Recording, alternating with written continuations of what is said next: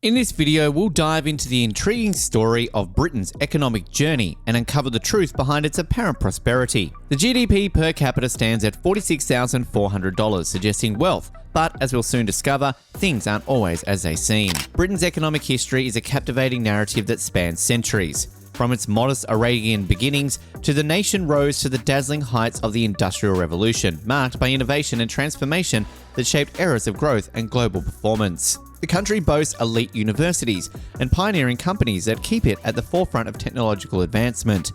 With achievements in AI, vaccines, and cutting-edge discoveries, Britain stands as a leader in innovation, contributing to its apparent prosperity. The Southeast region, contributing 47% of the GDP with only 37% of the population, showcases luxury estates, esteemed schools, and high-paying jobs. However, looking beyond the affluence reveals a different reality, a struggling economy since the 2008 financial crisis, characterised by low productivity and stagnant wages. In recent times, the UK faced numerous challenges: soaring energy prices, double-digit inflation, and significant leadership changes. These events have tested the nation's resilience and raised questions about its economic stability. The global financial crisis of 2008 struck the UK hard, damaging its growth engine. Focused on reducing deficits, the government adopted austerity measures, prioritising debt over productivity and demand. The results were grim: years of falling real wages and stagnant household income. Compared with countries like Norway and the US, the UK's households fell behind significantly. The deficit gap widened, and the growth of household income, a key driver of economic activity, slowed down, affecting living standards and overall economic expansion. Disturbing survey results highlighted the true extent of the issues. Millions face hunger due to financial constraints, while a majority reported worsening financial situations, revealing the hidden struggles beneath the surface. At the heart of the problem lies a stalled growth machine. The UK's low-growth economy doesn't just impact living standards, it also burdens citizens with higher taxes and diminished public services. The education and healthcare systems are feeling the strain, with schools and the National Health Service facing challenges. While the US stood out with high healthcare spending, Britain trailed behind other prosperous nations like Canada, Australia, and Germany. Decisions over the last few decades favoured finance over industry, austerity over investment, and a closed economy over an open and thriving one. Britain's economic journey is a tale of choices and consequences. As a nation charts its future, the lessons from its past offer valuable insights into the balance between growth, prosperity, and the well-being of its people. The expected outcomes are falling wages and stunningly low productivity. Britain has some of the lowest productivity in the developed world, meaning that British workers generate fewer goods and services per hour. Between 2000 and 2007, British productivity growth was second only to America's within the G7 group of countries, with output per hour growing at an annual average rate of 1.9%. However, the global financial crisis had a disastrous impact. The productivity slowdown was global, but Britain's decline was particularly dramatic. From 2009 to 2022, its productivity growth rate was the second slowest among the G7 nations. The cost of the lost decade was immense. If Britain's productivity growth rate hadn't declined after the global financial crisis, its GDP per person would have been 18% higher than it is now. There's broad consensus on the role of the UK's low investment rate in its productivity growth problem. Investment is a key driver of productivity growth. By injecting resources into capital goods, technology, and human capital, investment empowers businesses to streamline processes, adopt cutting-edge technologies, and enhance the skills of their workforce. These improvements collectively lead to increased efficiency, higher quality goods and services, and shorter production timeframes. However, the UK is characterised as a low investment nation. In the years following the financial crisis, the UK business investment rate, which is the fraction of the GDP firms dedicate to building structures, buying machines, and conducting research and development, fell even further from the already relatively low rate in the 2000s. This left the UK trailing behind comparable countries in terms of investment rates. While overall investment in R&D as a share of GDP exceeds the OECD average, the UK still lags behind countries like the US, Japan, and Germany. The underinvestment is not limited to R&D. It extends to other intangible investments like market research, branding and training. The combined underinvestment among with skill gaps explains the UK's productivity gaps compared to its key comparator countries. So why are businesses not investing much? The answer lies in the elevated uncertainty present at both the individual firm level and within the broader economy. Economic policy uncertainty has been on a steady rise over the past 25 years. This trend became more pronounced after the financial crisis and following the outcome of the Brexit referendum. In 2008, as the financial crisis hit, the UK government took unprecedented steps to stabilise the situation. This included a £141 billion bailout of British banks, along with exposure to liabilities exceeding £1 trillion.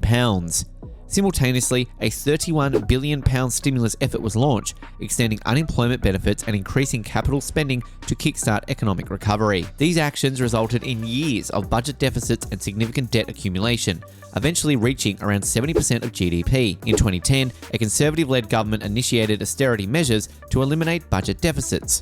This involved cuts to government spending across various sectors, including the police, road maintenance, libraries, courts, prisons, and housing assistance for seniors.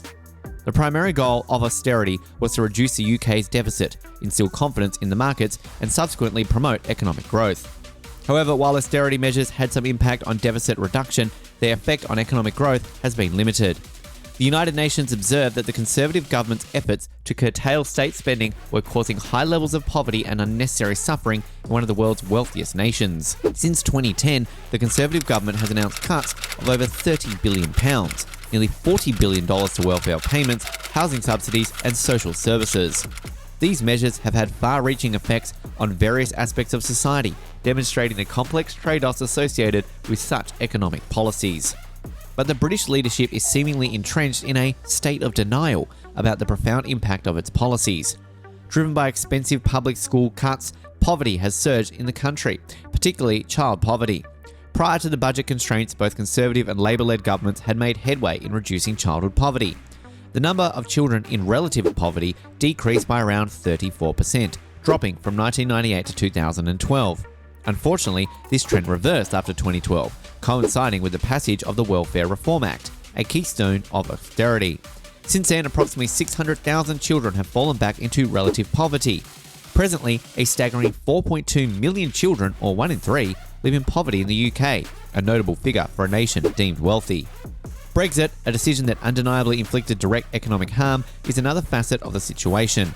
The Bank of England estimated that Brexit led up to 25% reduction in investment over a 5-year span until 2021, primarily due to heightened uncertainty. The challenge goes beyond the government's reluctance to acknowledge the decline as a formidable challenge. It's their complete denial of its existence. This perspective persists, with right-wingers embracing it patriotically and left-wingers leveraging to call for increased spending. Looking at another Anglosphere, countries reveals a starkly different reality. The coverage American is considerably wealthier and more productive than their British counterpart. Housing is also more affordable in the US, and the financial situation for young people is superior to that in Britain. Once the pioneering heart of industrialisation, the UK's productivity now languishes among the lowest of major economies. What was once a dominant globalised empire has chosen to restrict global trade and access to talent. Post-Brexit, immigration, exports and foreign investment have all declined, potentially leading to a lasting contraction of the UK's economy. The UK's situation is now instructive for other nations grappling with a triad of challenges: deindustrialisation, degrowth, and hostility towards foreigners. The shift away from industry to finance rendered the economy fragile, and as living standards deteriorated, a search for culpability emerged. Some Conservatives sought scapegoats in imagined foreign threats. The Brexit choice stifled potential growth prospects, and austerity measures undermined the well-being of the nation. Since the 2008 financial crisis, the UK has endured years marked by stagnation. Yet there's a glimmer of hope that the upcoming decade might not be as unproductive. Britain's economic journey presents a complex tale of choices, challenges, and consequences. The nation's apparent prosperity bellies deeper issues: stagnant productivity, rising poverty, and a shifting global landscape. The impacts of the 2008 financial crisis and the subsequent austerity measures have left lasting scars on the country's economic fabric. Brexit further compounded these challenges, reshaping trade relationships and economic prospects. As the UK navigates its path forward, lessons from its past provide valuable insights.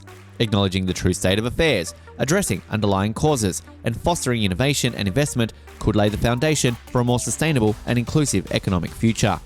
Thank you for joining us on this exploration of what happened to Britain's prosperous economy. If you found this video insightful, be sure to hit the like button and share it with others who might be interested.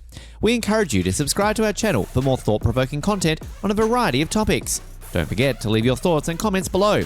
Your engagement fuels the discussion and helps us create content that resonates with you.